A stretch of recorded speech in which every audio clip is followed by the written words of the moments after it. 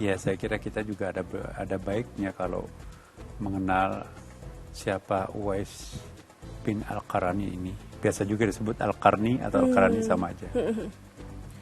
Itu tempatnya di Yaman. Di Yaman ini ada seorang pemuda, betul, seorang pemuda ini terkena penyakit apa itu ya, belang ya, tubuhnya itu loreng-loreng gitu ya, menjijikkan lah ya. Tapi dia sangat sayang terhadap ibunya. Masya Allah. Ibunya sudah tua. Ya. Semua permintaan ibunya itu dipenuhi. Ya. Tapi ada satu permintaan yang sulit dia penuhi. Nah, satu permintaanku mohon dipenuhi. Aku ingin sekali menunaikan ibadah haji. Aku ingin melihat Ka'bah. Padahal dia kan miskin. Orang dari Yaman ke Mekah itu kan perlu kendaraan, perlu unta ya kan. Dia nggak punya apa-apa. Ya, tetapi dia juga tidak ingin mengemis ya kan. Pokoknya dia muter otaknya bagaimana supaya ibunya itu bisa menunaikan ibadah haji. Maka dia membeli anak lembu ya.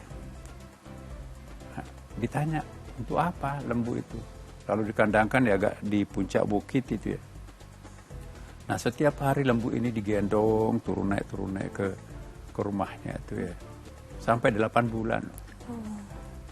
Anak lembu itu tadinya udah kecil ya, jadi besar, tapi itu tetap digendong sampai terbiasa menggendong anak lembu itu. Anak lembu. Nah, pada saat musim haji tiba, dia menggendong ibunya pergi ke tanah suci. Allahu Akbar. Dia nggak sanggup menyewa atau membeli unta untuk itu kan. Bayangkan dari Yaman ke Mekah itu. Mekah.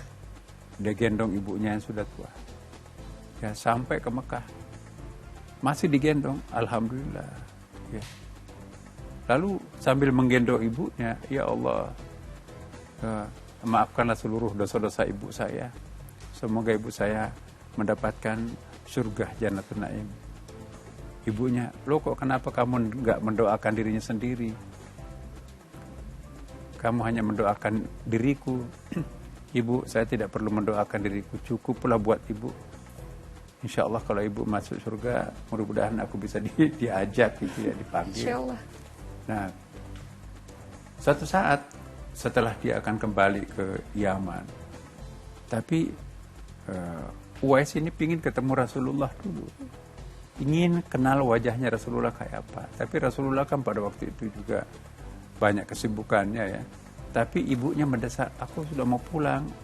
Aku sudah tua, jangan-jangan aku meninggal di sini. Ya, datanglah Uwais ke rumahnya Rasulullah, dijumpailah Aisyah. Ya Aisyah, saya ingin sekali ketemu dengan Rasulullah, tapi tidak bisa karena ibu saya mendesak untuk pulang. Dan saya harus mengantarnya pulang. Nah, begitu dia antar pulang, Rasulullah datang. Ada nggak tadi orang mau datang ketemu saya?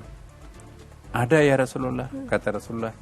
Wah, itu orang tidak terkenal di bumi, tapi dia terkenalnya di langit. Jadi rupanya Rasulullah tahu siapa Uwais ini. Nah, terus dia sampaikan kepada Umar dan Ali bin Abi Thalib. Ada seorang sahabat, ya, benar-benar luar biasa. Tadinya penyakit menjijikkan, belang-belang. Tetapi begitu tawaf di Ka'bah, tiba-tiba dapat keajaiban. Penyakitnya itu sembuh, Masya Allah. dan belang-belangnya itu hilang, kecuali tersisa di telapak tangannya ada putih-putih bundar. Nah, sekarang ini dia kembali ke negerinya, ke Yaman. Carilah orang itu, sebab itu bukan orang sembarangan.